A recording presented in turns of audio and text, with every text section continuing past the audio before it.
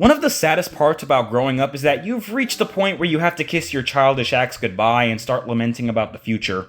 Don't get me wrong, I'm not afraid to show my love for franchises that may be catered towards children, but if you would want to live in society these days, you would sadly have to step out of your comfort zone at times like this. Or that's the kind of thing I've been hearing over the years. Even though I wasn't born in the 90s, I grew a huge amount of respect for cartoons that would air during that time, such as Rugrats, Garfield, Alvin and the Chipmunks, TMNT, etc. It's even more devastating when you realize that most people don't even watch cable TV anymore since we now have all of these streaming services with each one having several individual problems of their own.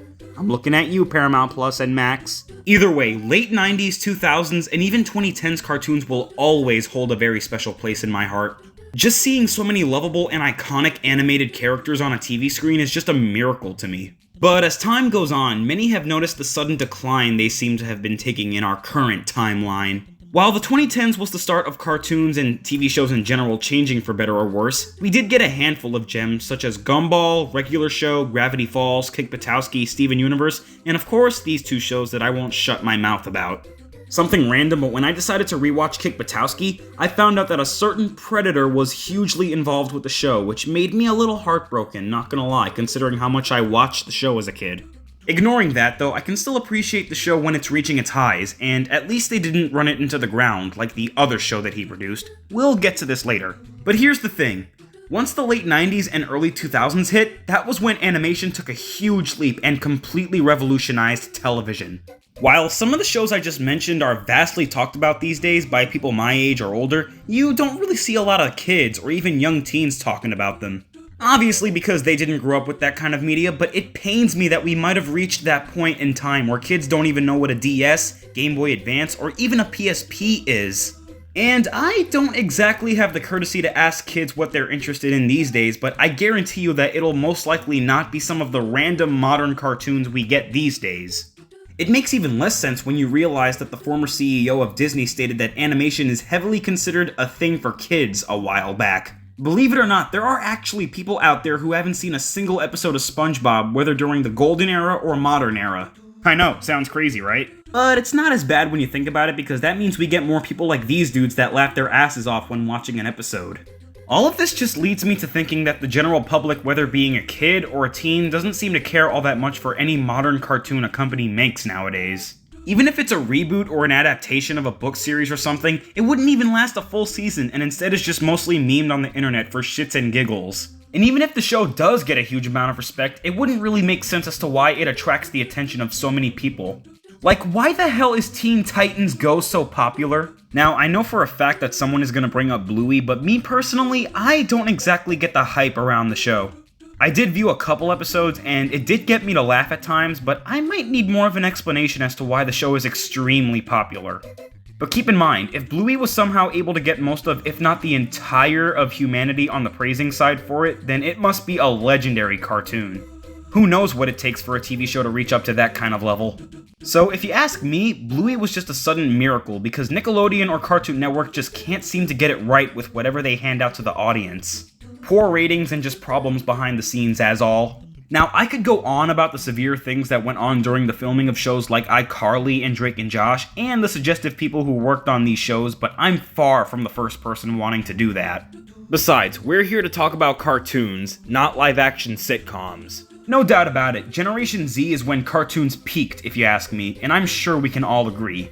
I mean, Gen Z was filled to the brim with so many good shows that for the past several years, companies seem to have a fetish for rebooting their old properties, such as iCarly, Phineas and Ferb, The Proud Family, Animaniacs, and of course Gumball, which I'm actually looking forward to because that ending made no sense at all. While it is nice that companies are finally realizing that they used to make good shows, rebooting old media nowadays just feels like a cheap attempt for getting good ratings and reviews instead of just being unique. Plus, some of the reboots we've been getting all have one thing in common. They feel like a disgrace to animation. Like, what in the fresh hell is this? And it's not just live TV that suffers from this. I've noticed that many shows on services like Netflix, Hulu, and Paramount Plus haven't seemed to have done well at all. In fact, some of their shows did so poor that they just stripped some of them away from the service a good few weeks or months since their debut. Even when they bring it out to the mainstream, it does just as bad, if not worse, than how it did on the service. Side note, but part of me feels slightly embarrassed for praising and defending Sonic Prime a lot over the years because of the amount of issues the show has, and many of the controversy it has led fans to lose their shit about. Yeah, believe it or not, I've actually witnessed a lot more of the flaws the show had without people on Twitter breathing down my neck or shoving it in my face over and over. And yes, I still refuse to refer the app by the new name it was given. Even though it was good that shows like Prime were watched for like millions of hours on the services, if the shows themselves aren't delivering, most people will likely not care. I'm mostly talking about the shows themselves and what they bring to the table instead of how much attention it grabs. Looking back, it was really hilarious how the late 2000s was considered the dark age for Western television entertainment. For anyone that needs a refresher, allow me to explain. It was basically the time where Nickelodeon was ending many of their hit shows and kept renewing SpongeBob SquarePants and The Fairly OddParents, which led to both shows declining and getting worse over time, along with releasing tons of random shows and either canceling them or just dumping them on the Nicktoons network due to critics not being pleased. And of course, this also includes the company stupidly changing their logo from the iconic orange splat to this bland orange text font that people use for their YouTube thumbnails.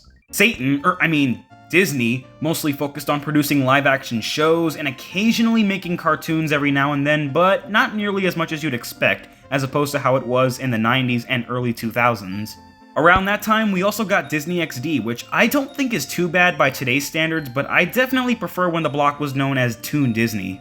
And of course, Cartoon Network decided to reach the bottom of the barrel and retire many of their iconic shows to instead create the infamous block known as CN Real, where they would make nothing but live-action shows for a channel that literally has the word cartoon in its name. Oh my god, I'm still wondering how this was even approved from the get-go. Oh, and they also shut down Toonami. Yeah, I was alive during that time and witnessed all of that. But if you ask me, I'd say all of these companies are in much worse circumstances at this point in time. Nickelodeon has not made a single show that was well received by audiences and critics, along with recently being exposed in the Quiet on Set documentary, and their apology for it is literally airing nothing but SpongeBob for several hours straight, and doing whatever the hell this is. Cartoon Network keeps producing more and more reboots that mostly end up flopping, and like I said, has a huge fetish for renewing Teen Titans Go for new seasons and movies for who knows how long. They also made a new block called Cartoonitu, similarly like Nick Jr., where they air nothing but shows for toddlers, and it's just plain awful. Wait, Thomas & Friends is suddenly a CN property now? And as for Disney, well, you know. I might have rambled a lot by this point, but hear me when I say that these companies used to knock it out of the park, but they just can't seem to get anything right these days. Even the popular shows that still tend to get love from fans start to lose their glow from time to time. And I'm about to get trampled in a riot for saying this, but I've never really cared that much for adult cartoons like Family Guy, The Simpsons, or South Park. I guess you're gonna unsubscribe now. Now, obviously, I've seen an episode or two over the years, but I've never been one to just casually wait for new episodes to come out, or even bothering to binge watch a whole season of it. Mostly because even as a teen, I realized that adult humor in those kind of shows always felt forced to me. Yeah, it can be funny at times, but to really make me laugh, you'd have to bring out the big guns and actually be creative with your jokes and not having it be a farting or middle finger gag. Or maybe it's because I grew up with very strict parents who basically trained me to not support anything with gross humor in it. From what I remember, my dad wouldn't even let me watch SpongeBob back when I was like 3 or 4 years old. But over the years, he wouldn't even care if I watched the show and even grew to respect it as much as I do. Yeah, weird transition and all, but at least I can comfortably watch an episode without him randomly insulting SpongeBob or Patrick each time. Either way, I'm kind of glad I wasn't hugely addicted to those adult cartoons, considering how people state that they've declined for the longest time. And that leads to my next point. If there's anything I can tell that TV companies, specifically Nickelodeon, are afraid of these days, it's taking risks. I mean, be honest with me. When was the last time where it truly felt like they gave a shit about cartoons or sitcoms instead of milking SpongeBob SquarePants, The Fairly OddParents, or The Loud House to death? SpongeBob was originally supposed to end after the first movie in 2004.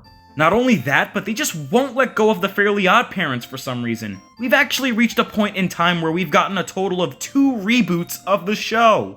How and why? I loved the original show up until season 10, of course, but what I don't love is the huge boner Nickelodeon seems to have for it that they just feel the need to keep reinventing the wheel over and over with the franchise. And I cannot believe there was a time in my life where I gave The Loud House any sort of praise. Not only because that freak of the week was involved with the production of it, but the show has created a whole ass fandom of creepy people, and Nickelodeon keeps giving it all of these movies and spin-offs despite the main show still getting renewed for new seasons. Not just that, but the show itself has several problems on its own. It's gotten way too redundant, cliched, and the show has this uncomfortable obsession against relationships between many of the characters. Usually I'm fine with a series showcasing romance once or twice, but the Loud House constantly does this, and it turned me off instantly.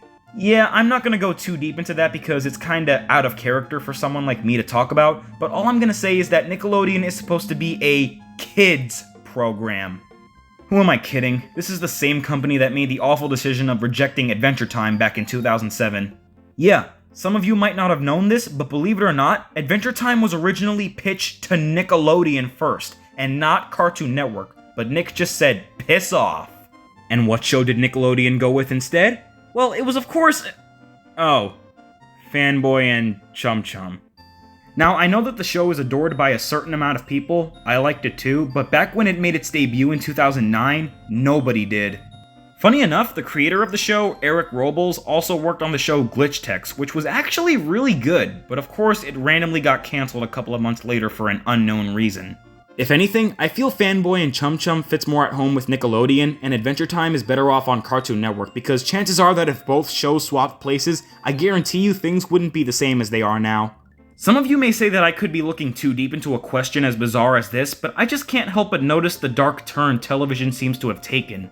And some could say that it's just me being blinded by nostalgia, but yeah, the general public seems to be in agreement with my terms as well. And as I mentioned, I did get some enjoyment from a handful of entertaining shows like Glitch Text, and I do have a decent amount of respect for Bluey at the moment. I know they can do better than this. But if TV companies can't be bothered to be as flashy and inventive with their shows nowadays, there'll be massive consequences. Like, modern television has gotten so stale to me right to the point where I binged an entire series about magical talking creatures that go on about nothing but friendship and feature badass fight sequences. And to the point where I started binging shows that I used to watch on Nick Jr., PBS Kids, and Playhouse Disney. At the end of the day, it all really comes down to people's opinions and how they feel towards our current media, whether it being a TV show, movie, book, or video game. Cartoons nowadays seem to not know the definition of the words variety and personality. The same could even apply to shows meant for toddlers as well. But since this is how the general public seems to view cartoons, I can only imagine how things might end up for TV companies moving forward. If there's one thing we know for sure though, this abomination will always be the worst thing to ever grace the planet Earth.